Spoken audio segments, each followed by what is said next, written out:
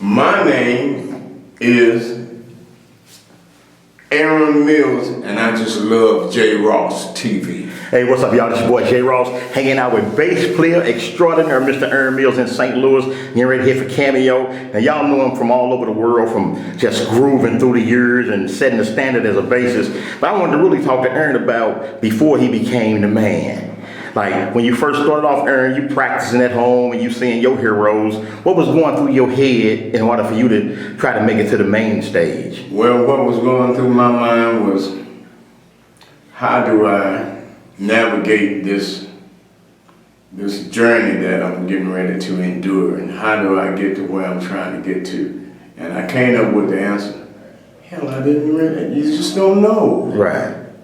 Because you don't know how you're gonna make it. I was raised in a jazz home. My daddy was a saxophonist. Mm-hmm. My mother played piano in the church. So all I knew was just try to learn how to play the instrument, and you know, the good Lord would lead me, let him lead me. Yeah. And so first I met Chuck Jackson. This way back in the day. Okay. That don't mean I'm an old guy now. Don't get me wrong. Oh yeah. I got a few years on me, but I'm not that old. But anyway, so I started playing with Chuck Jackson.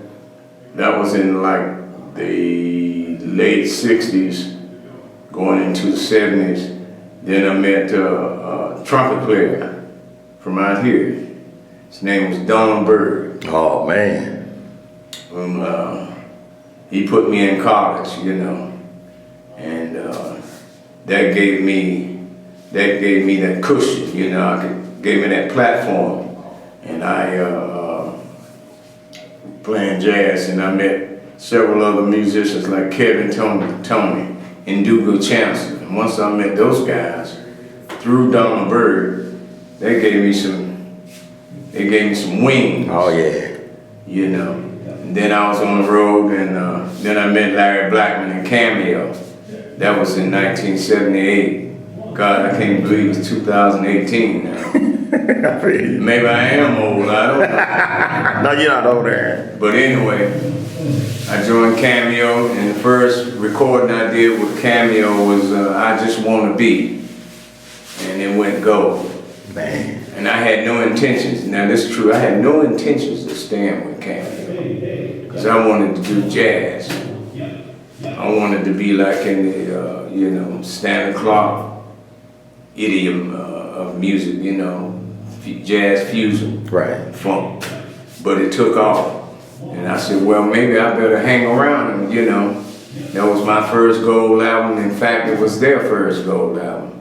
So I just hung in there. And the rest is history. Hey, but let me ask you this. Now, before all the success came with the first gold album, were you afraid at any time, like did fear seep in your spirit where you thought you couldn't do it? Never been afraid. Never. That's cool, man. Never been afraid. Because there's so many musicians that are afraid of success or afraid of the journey, and I just want to let you talk to them about having the courage to step out on faith or whatever it is to go for what they want to go for. Well, literally, it is stepping out on faith. Mm-hmm. See, now for me, as I said, I grew up in a home of musicians. I had all of my cousins, all of us played instruments. So, you know, we had the family band thing, and I couldn't have been no more than 7 or 8 years old. And my older cousins, one by the name of Calvin, he used to say, well, get your little snotty ass over there and play the bass guitar. I did not like bass, but get over there and play. And so I was trying to learn how to play. And I didn't have time to be scared because it was like thumping me on the head, you know. And so for me, it came natural. I just wanted to play. Yeah. Yeah, I've never been afraid.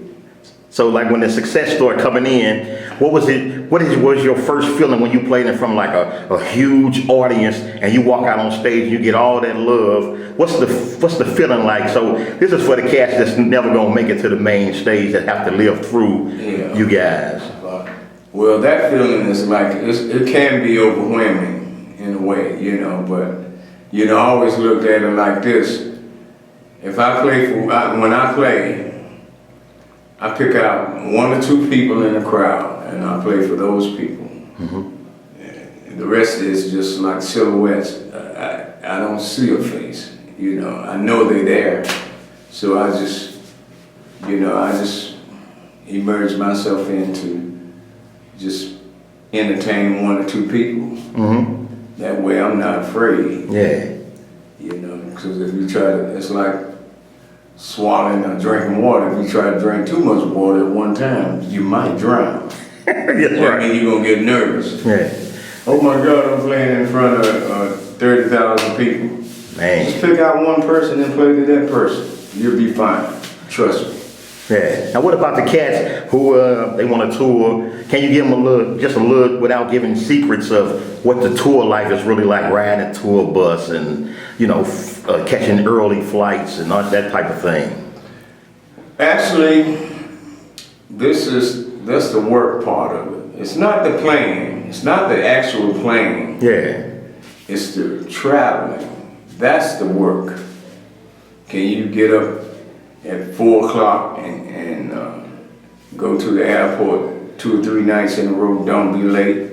You can't never be late. You be late, you lose your job. So it's just, that's the hard part of this.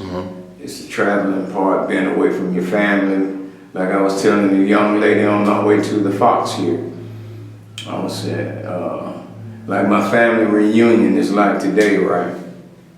And everybody be saying, well, where's Aaron at? Where's Aaron?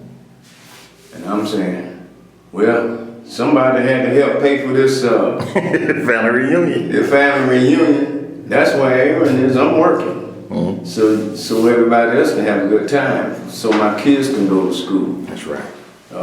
You know. So my wife can drive a nice car and live in a nice home. Even though she's gone. She had it. Yeah. So it's all right. You know, you gotta give. You gotta give up. It's called sacrifices. Yeah. And those sacrifices, they can be deep. They can be heavy sometimes. Man. But, So as a premier bass player, who are some of the cats you look up to or you like right now?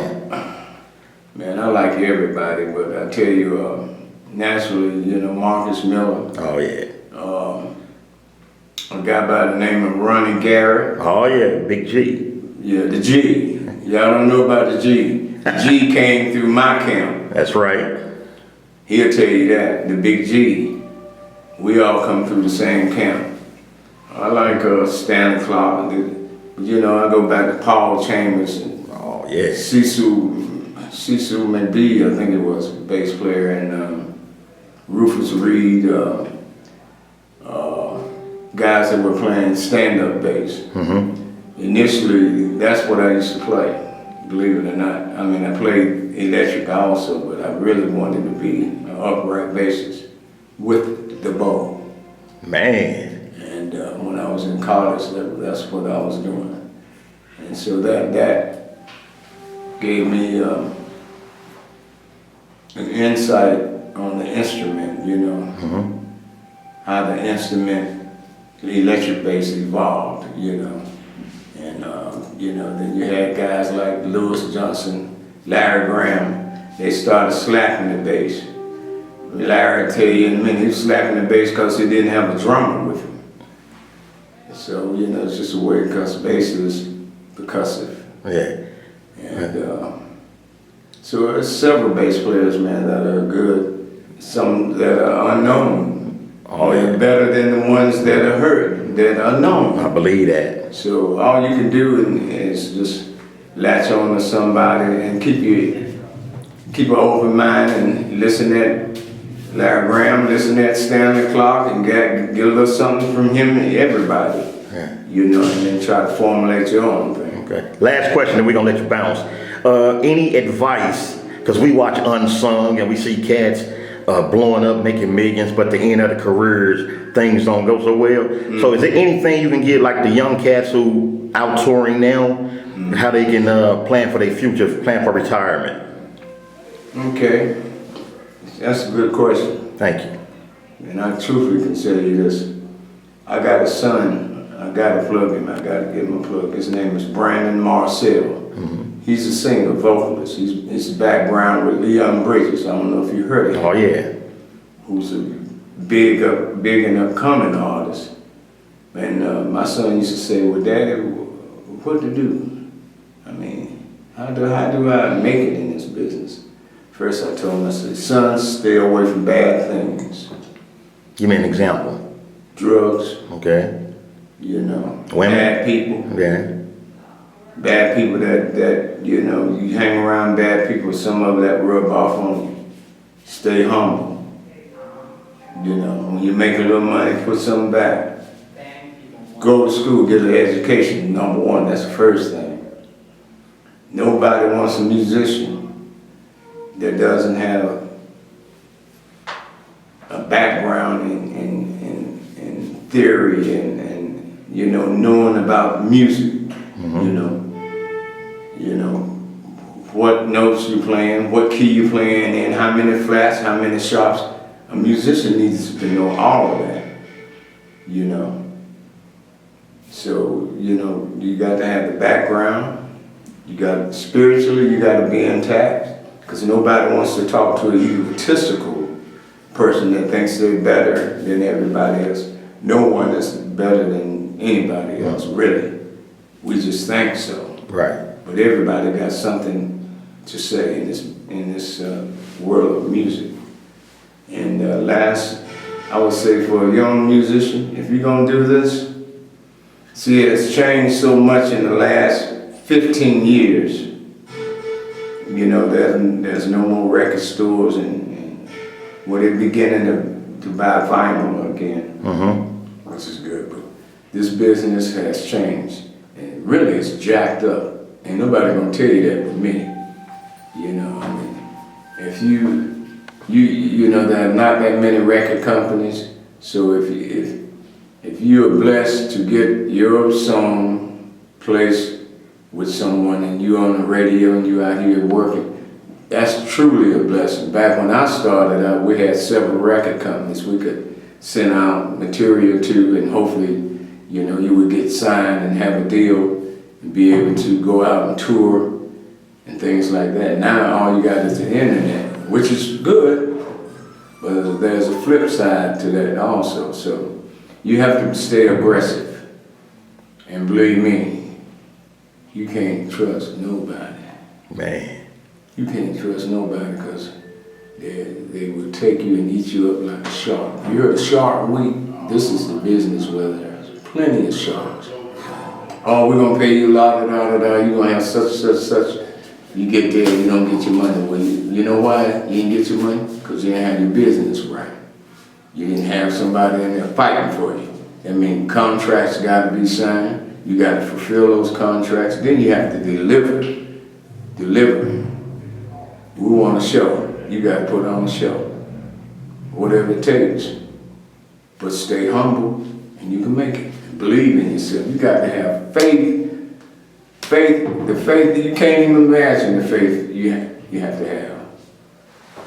Man, I mean, there were times, I always knew I was gonna be something. I had a dream when I was 7 years old, with me on the stage, playing in front of many people. And God blessed me, I fulfilled that dream. Now that's something else. What's left for me to do is just be happy and play music. I am not trying to impress nobody out. Stay on the clock, name there, great Marcus Williams. I'm just doing me. Yes, sir. And Ronnie G is great too. Ronnie G. But he'll tell you, I'm speaking, I've always been like that. I don't care who's the best. Just let me be in the race.